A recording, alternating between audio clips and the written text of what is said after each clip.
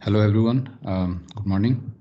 We will continue with the problem that we could not finish last time. So let us see that problem. So today's topic are conditional independence. So first we finish the problem that we had, and then we go to conditional independence, random variables, and then we will see some spatial distributions. So the coin toss example was this. A coin for which we have the probability of head is P. So we are assuming that it's a unfair coin if P is not equal to half. And this coin is tossed until we get two successive tails. Okay. And the question is find the probability that the experiment is completed on the nth toss. Okay. And in this case, the sample space is all possible infinite sequence of tosses, because you can keep doing until you get two successive tails. So essentially the sample space could go up to infinity. So what are the sample spaces and events? So the sample space is all possible infinite sequence of tosses. We defined an event E1, which is that first toss is head. Event 2 at first toss is first two tosses are TH, tail followed by head. And then we defined another event E3, which is first two tosses are tail tail. Okay, and then to solve this, we also define an event Fn, which means that the experiment was completed on the nth toss. Okay, and we want probability of Fn. And what we wrote in the last class is probability of Fn. So what we wrote is the following: probability of Fn. We will apply the total probability where our sample space is now partitioned in by these three events, which are E1, E2, and E3. So if we do that, then we have probability of Fn given E1, probability of E1, and then plus probability of Fn given E2, probability of E2, and then plus probability of Fn given E3, and then probability of E3. Okay, so there is nothing left out. Okay, so E1, E2, and E3 form the partition, and hence we can write this using total probability. So then we noted that for n equals to 2,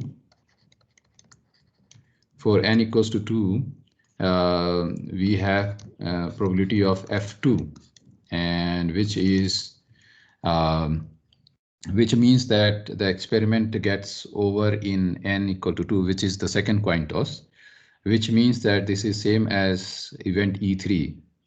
Okay, so in event E3, in the first two tosses we get tail. So that's the event E3. So this is same as E3, and this is 1 minus p whole squared. Okay, because this is tail. So probability of head was p. So probability of tail will be 1 minus p times 1 minus p. And for n greater than 2, what we wrote are the following relations. So probability of Fn given E1. Okay, so probability Fn given E1 is probability of Fn minus 1. Okay, so this is something we discussed last time. Okay, so probability that the event finishes in the nth given E1 has happened. Okay, so E1 was the head has happened, is the same thing as saying that the probability that it finishes in n minus 1th. Okay, so it's the same thing as this. Okay, because the occurrence of head it doesn't really affect what I'm going to get in the next n minus 1th trial. Okay, so this should be same as Fn minus 1, and similarly probability of Fn given E2 So probability of Fn, so we are trying to like figure out these things, right? So these are the terms we are looking at, and we are trying to figure out what are these. We are not able to get anything explicit, but we are in some sense getting a recurrence. So what is probability of Fn given E2? Well, this according to the similar argument, now it will be probability of Fn minus 2. Okay, and probability of Fn given E3 will be 0, because it means that E3 has happened, so tail happened. So actually you will stop here only, no need to go to the nth step. Okay, so tail has happened. So anything n greater than 2, probability of Fn, probability of Fn is going to be 0, because the experiment will stop. So nothing like that will happen after n greater than 2, and no event will happen. So we are clear about this. And then what we want to say is like, let us use some shorthand notation to denote this. So let Pn be probability of Fn. Okay, so let us use a shorthand notation for P probability of Fn. Then we know that P2 was probability of F2, but probability of F2 was 1 minus P square. So P2 is 1 minus P square. Okay, and what we have also observed is we have got this conditional in terms of this Pn. Okay, probability of Fn. So this also using probability of np small pn minus 2. So all these terms can be put here, and we can expect to write some recurrence, and probability of E1 and E2 and all we can calculate. Okay, because that is like getting head is the E1, and getting tail and head is E2, and getting tail is E3. So those can be calculated, while the remaining terms like these guys are will lead to some recurrence. Okay, so if we write that down, then what we have is Pn is Pn minus 1, right? So this guy, so Pn minus 1 times probability of E happening. So probability of E1 was that the first toss is head. So the likelihood probability of that is P. So that's P. Okay, and then we had probability of Fn given E2. Fn given E2 is P of Fn minus 2. P of Fn minus 2 in shorthand notation is small pn minus 2. And then we are asking for probability of E2. Probability of E2 was that first two tosses are tail and head. So tail is like 1 minus P, and head is P. So 1 minus P and head is P. Right. So let me make some space here. Okay. So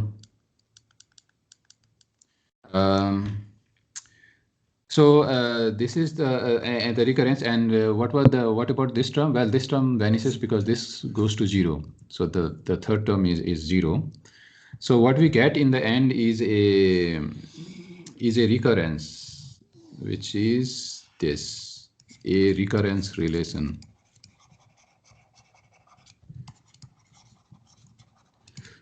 Okay, so that's a recurrence relation.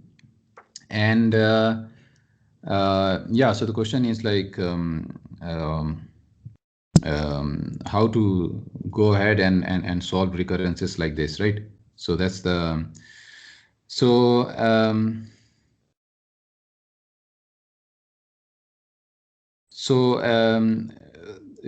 this is a second order recurrence, so we need two boundary conditions as well, right? So let me do the I'm not going to solve this recurrence fully. I will leave this solution of the recurrence part as it's something that can be done in the tutorial. Okay, so I will leave that, but what I will say is like what is the the thing that we want to solve, right? What is the recurrence and the boundary conditions that we have, because we need boundary condition as well, right? Because it's second order. So this is Pn minus 1 plus P1 minus P, and then Pn minus 2. And then we need boundary conditions, let us say. So boundary condition n equals to 1 with P1 is 0 and P2 we have calculated is 1 minus P whole square. Okay. So these are the boundary conditions we have. And with this boundary conditions, and then this with this the recurrence relation, this becomes now a problem of solving a recurrence relations, and this is to be done in tutorial. Okay. Because solving this will need me I think maybe 7-8 minutes or 10 minutes even. So you start with some general solutions like Pn is a lambda 1 n plus b lambda 2 n.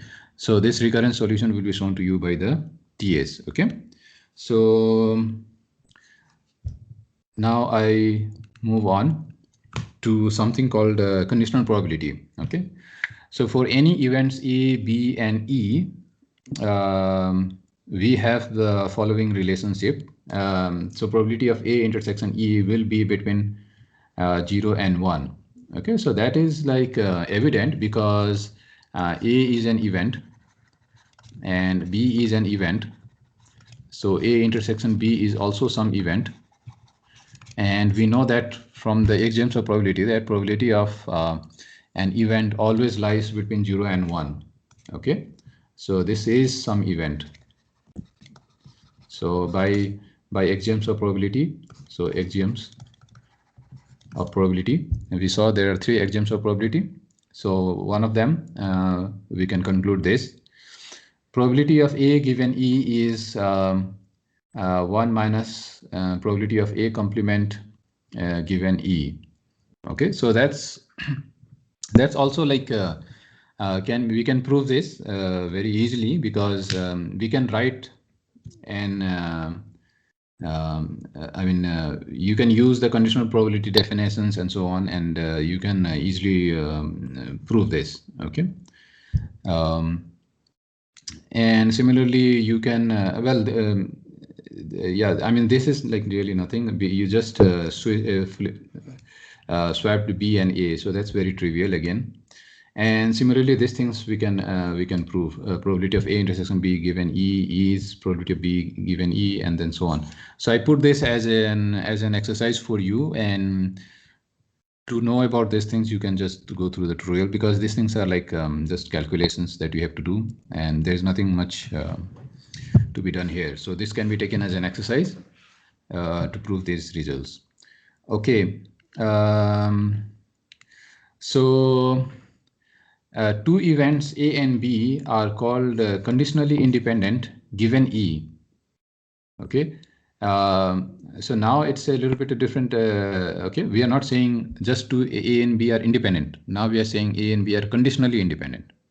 Okay, so that's a new term here. So we say that A and B are conditionally independent given E if A intersection B given E is probability of A given E times probability of B given E.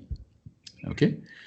Remember that independence does not imply conditional independence. Okay. In other words, if A and B were independent, then they satisfy this. This does not mean, okay, this does not imply that probability of A intersection B given E will be equal to probability of A intersection E, A given E times probability of B given E. Okay. So independence doesn't imply conditional independence. Okay. So if 2 events A and B are independent, then knowing F happens means that, I mean, it's a quiz here. So 2 events A and F are independent. Then knowing F happens, does it mean that E can't happen?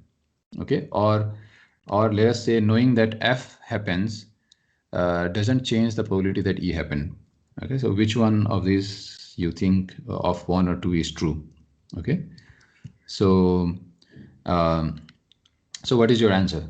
right? So knowing that F happens means that E can't happen, or knowing that F happens doesn't change the probability that E happen. Okay, so you by now you should know what could be the answer to this question. Okay, so you tell me, okay, whether you think 1 or 2. Okay, in the chat. Okay, I will check your chat. Okay, so and then this is another question. Are E and F independent in the following picture? Okay, so in this case, like it's not really a quiz because I have already told you the answer, but look at these things, okay, in terms of the sets and how they intersect and so on.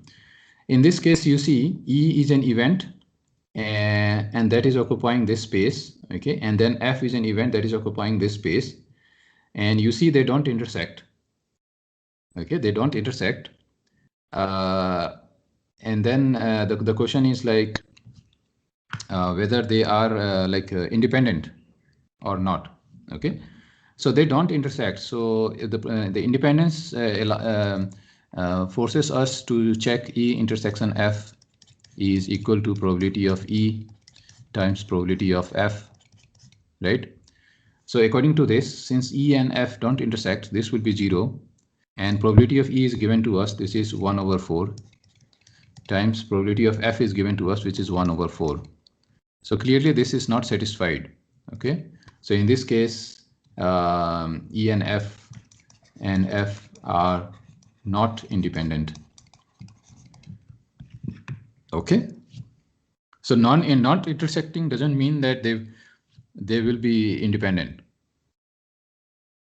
Okay, and here you will see that they are intersecting. Okay, so E is intersecting with F. Okay, and there is a good amount of intersection, but still they are independent. Okay, so you can check that why they are independent. Okay, so probability of F happening is how much, and probability of E happening is how much. Okay, so what is that here? So probability of F happening is given to be 1/9.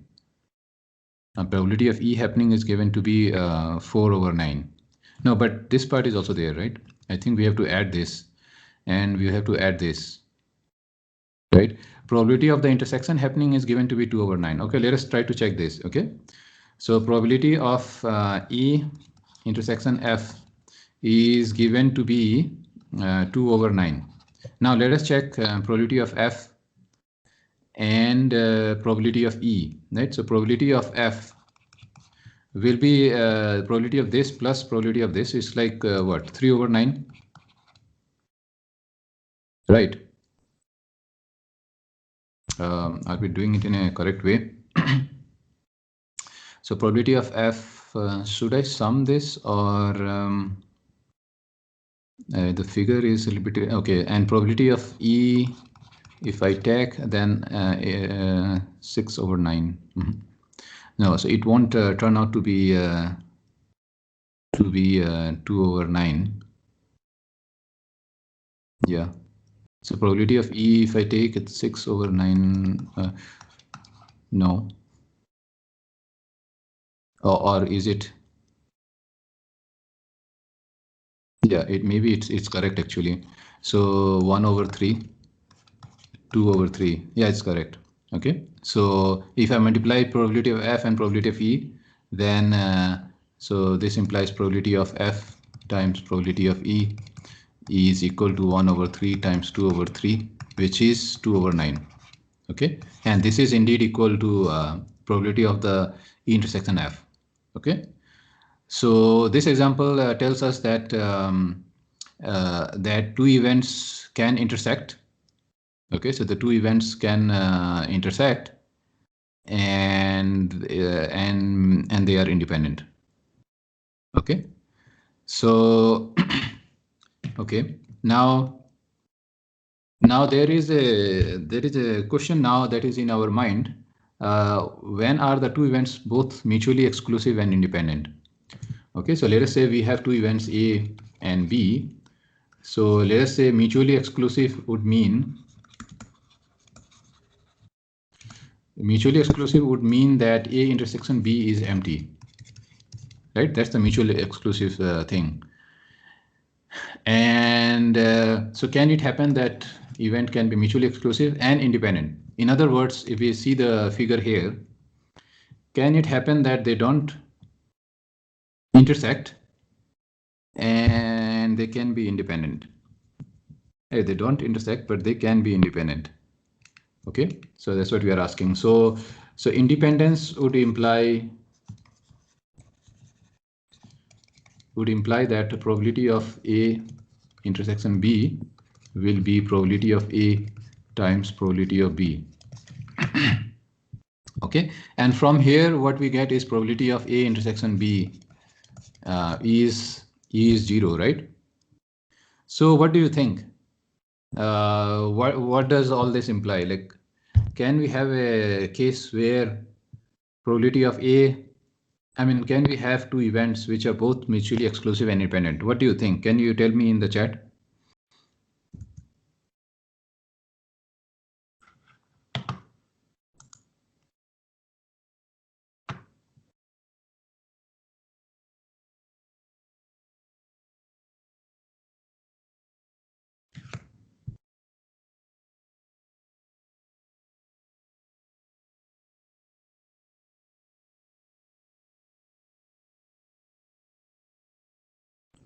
Yeah.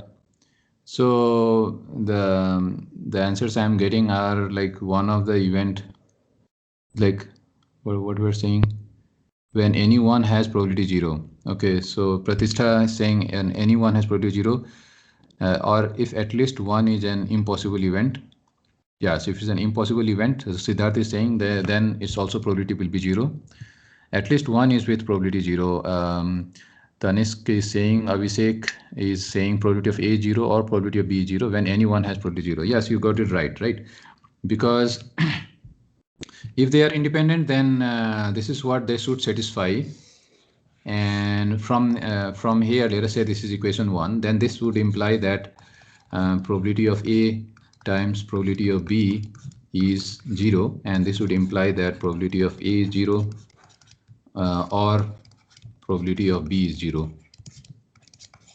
Okay, so yes, so that's an interesting observation that relates mutually exclusive and independent. So in other words, it's very rare that you will have it is very rare to have a scenario where you have mutually exclusive events, they don't intersect, but they are independent. It's only in the trivial cases when one of the event is 0 actually, but those cases are anyway not interesting. Okay. Okay, so now we move to the next topic, which is called random variables. Okay, random variables are kind of like a typed variable. Okay, so far we have been working with probabilities and so on. We want to come up with some variable. Now, just like in algebra, we have seen first you are taught just adding numbers and subtracting numbers and so on, and later they generalize this to include variables like x and y. So same thing is now happening in probability now, that the probability that you were computing and the outcomes that you were having, those outcomes will be made into variable now. Okay, rather than writing this as a set and so on. And that helps in the analysis, especially if you go to continuous variable. So even in the discrete case, we will do this. Okay, so we will come up with some variable. Okay, so in C++, you have seen a concept of a typed variable. Okay, so you define an int x. Okay, and then you assign x some integer values. Okay, same thing we can do with the probabilities. Okay, so we can define a variable corresponding to the set of outcomes. Okay, so set of outcomes in the sample space, and then whenever we need it, we will assign some values. So I can define a variable x to be the number of heads. Okay, after I toss a coin 2 times. Okay, then this x can take values. So random variable x now stands for a variable for the outcomes of the experiment. And now whatever value comes as a random output after throwing 2 dice, I will assign that value. So if I observed 1 head, then x will be 2. I observe 2 head, then x will be 2. If I observe 0 head, then x will be 0, and so on. So random variable are nothing but just a kind of a variable that you have seen in C++ like this. You have int I, and I can define it later also, depending on whatever I feel like I need the use of I wherever I will use those values there for I. So I can just define I and declare later on, right? So this is something similar happens with the case of random variables in probability. Okay. So in probability, we will have something similar. So x denotes the outputs. Let us say after we roll a die, then one of the possible values for x could be 3. And the reason why we call it a random variable, since the number that is going to be assigned to the variable x is going to be random, because it depends randomly. The assigned value of x will depend randomly on the outputs that we get after rolling a die. Hence, it's a random variable. Okay. So let us define random variable. A random variable x is a function from sample space to the real numbers. Okay. So that's it. Okay. From sample space to real numbers. But it's not necessary that it's going to take all possible real numbers in the range. It may go up to some subset. So for example, if I roll a die, okay, so if I roll a die, then the possible range values will be I see a 1, I see a 2, I see a 3, and up to 6. Okay. So R is like a codomain, but it may not be the range of X. So range of X, usually you will see range of X, let us say I denote like this. It will be usually a some proper subset of R. Okay. So this is how, so we define, although this is like a variable, but we would like to define it like a function. Okay. So it takes, I mean, it is defined over sample space, the outcomes. Okay. And then it is assigned some value in the real number. So it's outcome of your experiment that is assigned to this variable. Okay. So it can also treat it like a function. It doesn't matter. Okay. So we usually denote random variables by capital letters like X, Y, and so on. Okay. And random variable is a function with domain S and codomain real number. Okay.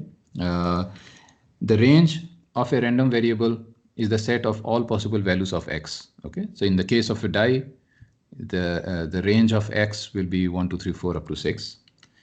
Examples of a random variable are these. Okay, so let us say find the range of the following random variables. I toss a coin 10 times. Okay, so let X be the number of heads I observe.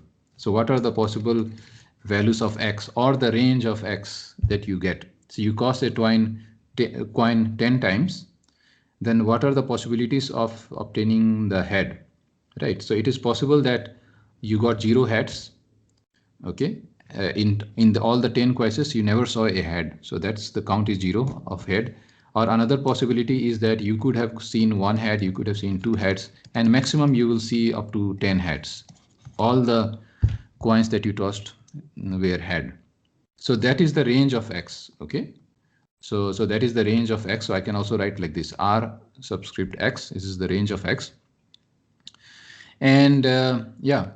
And then let us say some other experiments. I toss a coin until the first tail appears, and let Y be the total number of coin tosses. So this is again a random variable. This capital X, capital Y are random variables. So in this case, what are the possibilities Y will have? The total number of coin tosses until I will see the first tail. Okay, so this is looking indefinite. Like it may happen that in the first coin toss itself, I got that first tail and that's done. But I may have to wait for the second time. So I may have to wait for the third toss to get the first tail and so on. So in principle, it can go up to infinity. And this is indeed also a subset of the real number, the range. Okay, so here Y is the random variable from the sample space to the real number. But actually its range is, real number is a codomain, but the range is 1, 2, 3 up to, it's basically a natural number. Okay. So these are some examples of random variable. Now let us see some problems so consider an experiment and there 3 coins are flipped. Let x be the number of tails. Then answer the following. What is the value of x for the outcomes? Okay, so it's similar to the previous, it's just a repetition in some sense. Like now there are 3 coins are flipped and x be the number of tails. So answer the following. So what is the value of x? What are the possible values of x for the outcome? So again, I'm asking for the range of x. So what do you think will be the range of x? Can you tell me in the chat?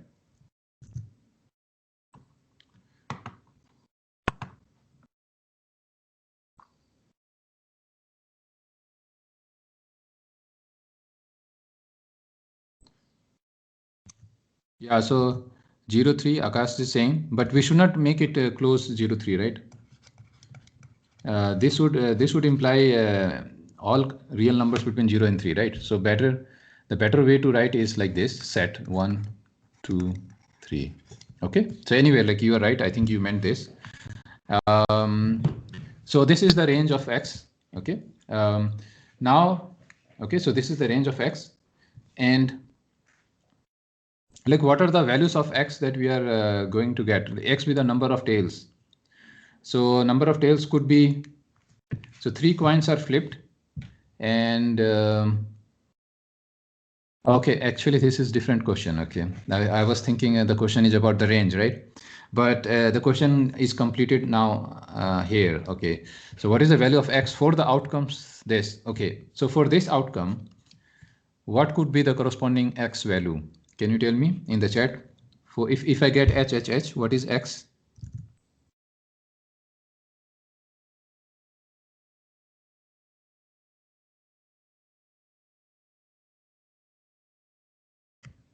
So what do you think? If I get x, yeah, 0. So Mehul is 0. That's correct. If I get tail, so x is the number of tails, right? I have to count. So number of tails are 2, right? So here in this case, x value is 2, right?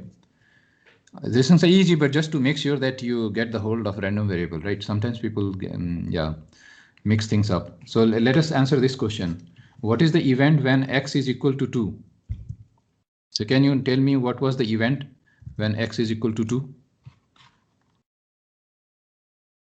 So what is the event when x equals to 2? So x is what? Number of tails is 2, right? So number of tails is 2. So which could be that event when we have number of tails is 2, right? So it could be like tail. Okay, so it could be like tail head. Okay, or it could be like head and then 2 tails. Okay, it could be like tail. Oh, okay, not this actually. The number of tails, right? I think I have to stop here, right? So tail, head, and then I can also have like this, right? So tail, head, tail. I think that's all. Okay. So when x equals to 2, what is the event set, right? So event set will be either I get first 2 tails, either I get last 2 tails, or the tail, head, and tail. So in all these cases, I have x is equal to 2. Okay. So you see, for one x equals to 2 value, I get an event, and that can contain many things there. Okay. So here x is just number of tails, right?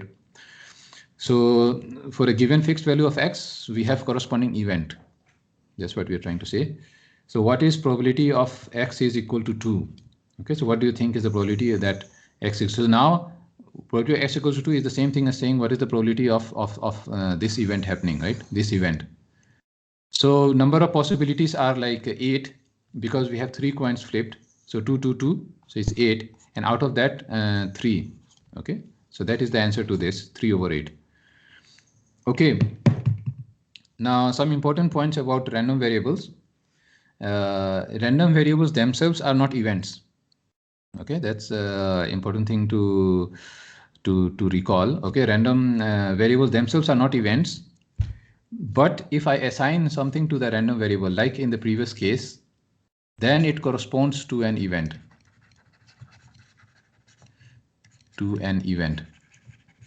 But alone, it doesn't mean anything. The variable itself doesn't mean anything. Just like in C, C++, if I do int I, then I itself doesn't mean anything. But if I assign something to I, then it starts to have a meaning. Okay, that's what it means. So do not say that random variable are events. Random variable equal to some k, then there is a corresponding event. So when a random variable is assigned a value, then it becomes an event. So let us see this tabular data where we toss 3 coins, and then if we cost 3 coins, then we have like a tuple of 3, and then let us say x denotes the number of heads. Then these are the possibilities we have. No head, so then it means that the event is tail, tail, tail. The probability of that happening is 1/8. And if we have x equals to 1, this means that the number of heads is 1. So these are the cases where heads are 1. So the probability of this happening is 3/8. Similarly, x equals to 2, probability of this happening is 3/8. Probability x equals 3 is like all heads. The probability of that event happening is 1/8, and x greater than or equal to 4, probability is 0. Okay. So now let us define something called discrete random variable. And to define discrete random variable, what we need is something called countability, right? A set A will be called countable if it is a finite set, or it can be put in one-to-one correspondence with natural numbers. So that's the definition of countability. Now we use countability to define discrete random variables. A random variable x is called discrete random variable if its range is countable. If the range of a random variable is countable, then it will be called discrete random variable. So let us, and what are the types of discrete of random variables? I have introduced discrete random variable just now, but you might be wondering, are there any other types? Yes, so I will say there are 3 types. There are 3 types of random variable. First is discrete random variable that we will study as a first topic, then continuous random variables, and then we can also have a mixed random variable where we have a mix of discrete and continuous random variable. Okay, so we will see all 3 types. So let us see some examples of the types of random variables. So I can immediately define, let us say, continuous random variable. So continuous random variable is a variable whose range is uncountable. Okay, so you can make this uncountable, and then it becomes a continuous random variable. So using this, we can at least identify these 2 types of experiments. So I toss a coin 100 times. Let x be the number of heads I observe. So what do you think? Is this a discrete random variable or continuous random variable? In other words, is the range countable or finite, or it is uncountable, right? So it's very easy, like most of you will agree already. Like if I toss a coin 100 times and x is the number of heads, so at most number of heads I will get is x. So largest value of x I can assign is 100. So anything between greater than or equal to 0, I may have no head at all up to 100. So x is a finite range, okay, from 0 to 100. So this is a discrete case. Okay, so this is discrete. Similarly, we can ask another question. I toss a coin until the first head appears. Okay, let y be the total number of coin tosses you did. Okay, so you do a coin toss of y. So maybe at the first step itself, you got the head. So that's one possibility. Second head itself, you got the head. You needed third coin toss to get a head, and so on. So this will go up, may essentially go up to infinity in theory. So in this case, it is still a discrete because the range of my random variable y, okay, is countable. Okay, countable because it's just natural number directly. It's a natural number, so it's countable. I can put into one-to-one correspondence. So this is an example of a discrete random variable. So this second one is also discrete, right? Now let us see the third one. A random variable t is defined as the time in hours. Okay, let us remove also hours. Okay, just time. Okay, the time duration. It could be any, right? Hours, seconds, milliseconds, microseconds, doesn't matter. From now until the next earthquake occurs in a city, in a certain city. Okay, so now t is a random variable, and that is defined as the time from now until the next earthquake occurs in a certain city. So assuming that the earthquake is a random phenomena, now you can see that time from now, like let us say time now is like let us say 10 right now. So from 10 like after how many seconds, milliseconds, or so on. So t can essentially take starting from 0 Okay, like it's like immediately like may happen, right? Or it can go up to infinity actually. Okay, it may never happen theoretically. Okay, so in this case, we see that the random variable t, okay, is going into actually r plus. Okay, so it's like positive reals. But important thing to note is like from 0 to infinity, it's taking continuous values. Okay, continuous values, and this is uncountable. We know that this is uncountable set. In fact, just 0 1 is uncountable, and this is way beyond that. Okay, 0 1 or anything a b where a is not equal to b, a less than b is moment it's like that, it's uncountable. Okay, regardless of how close a and b are, because they are infinitely, I mean not just infinitely but uncountably many numbers. So this is the case of a continuous random variable, because the range is uncountable. Okay, so same thing I can say also with some other examples like x with the height of students in a class. So this is a kind of random variable until I go and measure it, right? So this is a random variable, and and the height can vary continuously. Okay, so in this case also it's a continuous random variable. Next, I define something called probability mass function. Okay, so random variable was just a tool actually. We did not learn anything conceptual there. It was just a tool that we got familiar with. Important thing we understood was difference between discrete and continuous. Now we define more tools, and this is called probability mass function.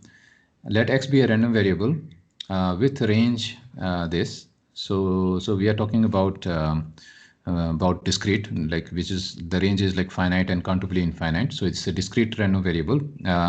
Then the function px xk, which is equal to probability that x is equal to xk, the probability that random variable takes the value xk from the range, is called probability mass function. So from this definition, you can immediately see what is there, right? So, and you are right. We are just defining another shorthand notation for this guy. Okay, so probability mass function is just a shorthand notation. Sometimes people write it even more shortly. It's like a function p of x. So this stands for probability that x is equal to some value xk. Okay, so this is yet another just a shorthand notation. So probability mass function is nothing but probability that the random variable takes some value. So hence probability mass function is nothing but a shorthand. Okay, and the subscript in this, so subscript x in this indicates that it is the PMF of the random variable x. So if during the context of the problem we are studying, sometimes we can just write p of xk if it is known that the default probability random variable that we are talking about is x. So sometimes we can drop this subscript. Okay, but if there are multiple random variables that we will study in this course, so we may have x, y, z, multiple random variables we study, then in that case it becomes essential to say that this is the PMF of x, and this is the PMF of the random variable y, and so on. So depending on the context, sometimes we will drop this subscript and sometimes we will retain it. For discrete random variable, PMF is sometimes also called probability distribution. Okay, especially only for discrete. Okay, not for continuous. Okay, the term in general, the term probability distribution, the words probability distribution is almost always reserved for cumulative distribution. This is something I will introduce a bit later. Okay, so but for the discrete case also, without any confusion, we will say that okay, PMF is also a probability distribution. But in general, people talk about probability distribution for cumulative distribution. Okay. Okay, so in this regard, for discrete random variables, we will come up with a variety of PMF, or in other words, probability distributions, and these will be useful to learn these distributions, because many of the real world phenomena correspond to one of these distributions. So you don't have to reinvent the wheel. So sometimes you will see a problem and then you will say, oh, okay, this is Bernoulli, this is binomial distribution, this is Poisson distribution, this is geometric distribution. So many of the white class of problems fall into this or some combination of this. Okay, so that's why we will get into some specific distributions. So let us see some example of a PMF. Okay, so we have introduced PMF. PMF is nothing but shorthand notation for probability that x is equal to some xk. But let us see an example for this as well. So we toss a coin, fair coin twice. Let x be the random variable denoting the number of heads we observe. So what is the range of the random variable x? So fair coin is we toss it twice, right? It's a fair coin and we toss it twice. So the number of so what are the find the range of the variable x, and x denotes the number of heads. So if I'm tossing two times, so range of x is like 0 and 1 and also 2 actually. So we can have both heads. So this is the range of x, and find the PMF of the random variable x. So PMF is nothing but just now compute the probabilities. Okay, so this is the answer. Since the range is a finite set, which is this, x is a discrete random variable. So that is something we know. And now we find the PMF of x. The PMF of x is nothing but probability that x is equal to one of the values in the range. So which comes out to be probability that x is equal to 0, which is 1/4. Okay, so not obtaining any head is like getting only tails. So this is like 1/4. And then similarly we compute this. Okay, so that's easy. Similarly, we can do this in the case of a die. So let us say we roll a 6-sided die, and then the possible outcomes in this case is 1, 2, 3, 4, 5, 6. Here x is a discrete random variable, and PMF of x will be, so the probability that of any of these events happening, right? So probability that any of the events, any of the number that I get for any of these numbers. So we are generally saying this. Okay, we are generally writing PMF in this form. So if x is like 1, then it's 1/6. X is 2, the PMF is 1/6. X is 3, the probability that I get 1 is 1/6. Probability that I get 2 is 1/6, and so on. And it is defined to be 0 otherwise. Well, okay, but we know that like if I roll a 6-sided die, otherwise case will not happen. But just for formality, like we also define this other case just to like in some sense, like you can you can like take all possible cases. But we know that if I roll a die, this will never, otherwise will never happen. Okay, so in short form, like I can just define PMF to be like this. So again, this is another example of a PMF. The consider an unfair coin for which probability of so since it's unfair, now we give a general probability, and that probability of head is P. We toss the coin repeatedly until we observe a head for the first time. So we have seen this before. Y be the total number of times the coin was tossed. Okay, so that's the random variable. Y be the number of total number of times the coin was tossed. Okay, and we are tossing the coin until we see the head for the first time, right? So the question is y a discrete variable? Yes, y is a discrete variable because either I see first head in 1 or second or so on. So we have seen this many times. So this is countable and then so on. So it's a discrete random variable. And find the PMF of the random variable. So now this is, let us find the PMF of the random variable, right? So the range of y is, we know that it's 1 to up to infinity. So now we have to find the probability that y is 1, probability that y is 2, and so on. Okay, the probability that y equal to k at the kth step. So probability that y is equal to 1, which is this, is the same thing as saying probability that I get head in the first step itself. So probability of getting head is p, and then similarly probability that PMF of 2, right? So P of 2 will be probability that I get y equals to 2. So this means that I have an event which is TH. So I saw the head in the second toss, right? So, or I have to toss 2 times. So total number of times that you have to toss, right? So I have to toss 2 times, first time, second time, and then I got the head. Okay, so the y equal to 2 means that. So I stopped at the second times, and probability of TH happening is, the probability of tail happening is 1 minus P, because probability of head is P, and then probability of head happening is P. So this way, if we do this, then probability that y is equal to k. In other words, I get to see a head first time at the kth step will be this. In other words, first k minus 1 times I was only seeing tail, and then at the kth step I saw the head. So this is 1 minus p to the k minus 1, and then p. Okay, so it's like probability. Since we have done probability in a good way, now these things become very trivial for us. Okay, so probability of properties of PMF.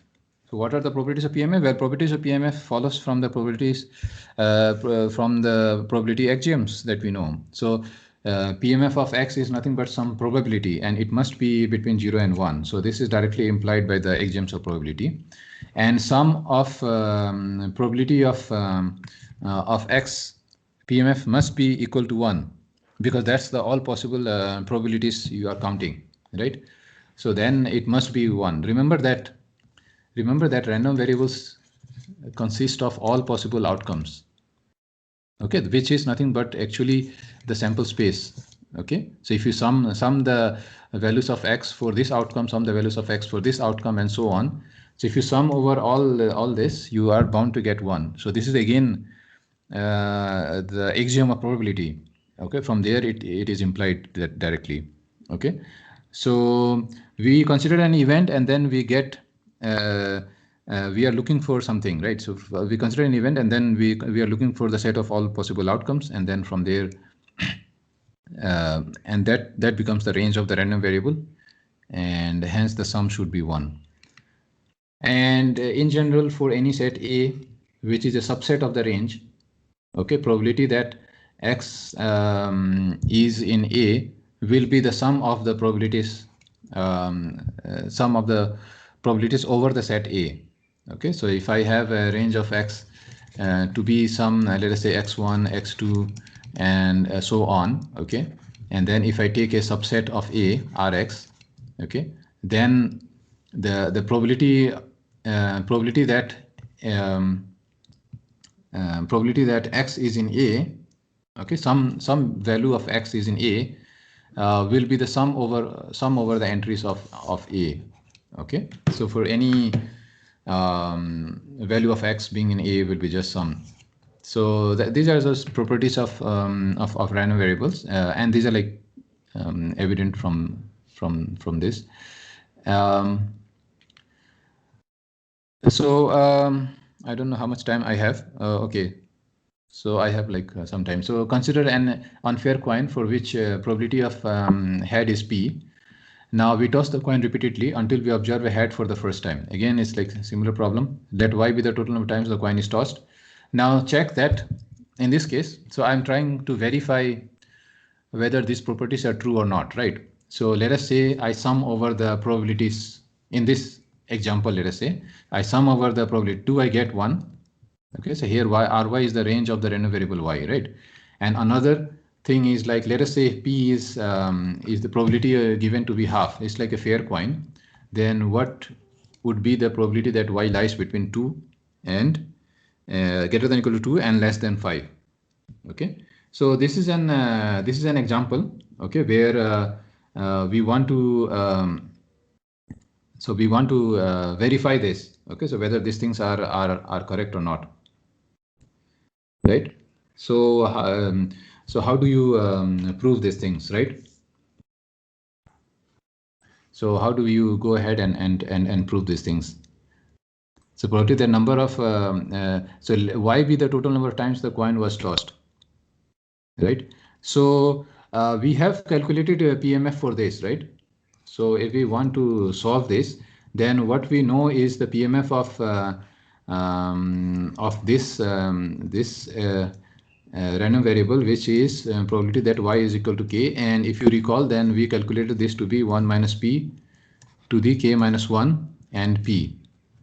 Okay, because the head appears at the kth toss, right? So P appears here, and previously K minus 1s were tail. Okay, and this is what we know is the formula for K equal to 1, 2, 3, whatever you want.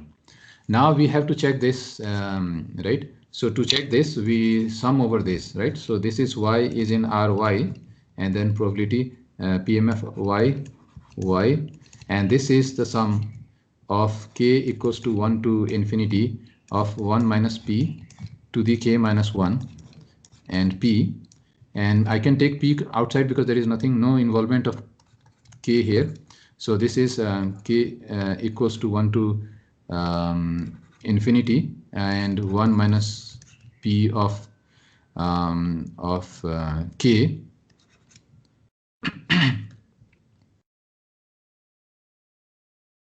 Okay, and this will be a geometric series, right? So if this is geometric series up to infinity, right? So if we do this, then this will be like this: 1 minus the general term, the ratio, right? So this is like this. So this will be 1. Okay. So so this verifies the first one, and if we have to do the second one, then let's see if I have yeah, no, I don't have a space here. So if I have to do the if I have to do the second one, then let me do the second one. So second one, probability P is given to be half, and we have to find probability that that 2 less than equal to y less than 5, and this will be sum of k equals to 2 to 4, right? Because we have 2 up to 5, so it's like less than equal to 4, right? So that's why we have a 4 here. It will not go exactly up to 5, right? So this is py, not this y, but the capital Y of k. So this is like k equals to 2 to 4, 1 minus p, k minus 1 p. Okay, so this is like half, and then this is finite, so we can just sum it up: 1 over 4 plus 1 over 8, and this is 7 over 16. You can calculate this. Okay, so this is how we can compute probabilities for certain ranges of the values, okay, of our random variable. Okay, so the previous things that we dealt with the probabilities and so on, all this is being used here, right? Counting and all this is used to compute these and so on, and then that leads us to probabilities, and then now we are using those in the random variable case. So that will be all for today, and if you have questions, doubts, you can ask them in the tutorial. So far it should not be that difficult yet. So, and then for more problem practice, you should always attend tutorials, because in classes I don't have enough time to do a lot of